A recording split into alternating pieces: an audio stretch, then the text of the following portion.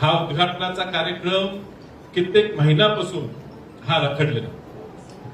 या शासनाच्या लोकांना एक सवय लागली की शासकीय निधी हा शासनाचा म्हणजे जनतेचा नाही, हा आपल्या वैयक्तिक इस्टेटीचा, आपल्याच बापाचा पैसा असल्यासारखं ह्यांच्या मनात धारदार. हे पैसे त्यांची किती इस्टेट असो कुणाची, हे पैसे त्यांच्या इस्टेटीतनं निर्माण झालेले, ते जनतेच्या पैशातनं निर्माण झालेले पैसे आहेत. आणि ही मिरज पंचायत समिती ही राज्याची बऱ्यापैकी सगळ्यात मोठी असलेली पंचायत समिती.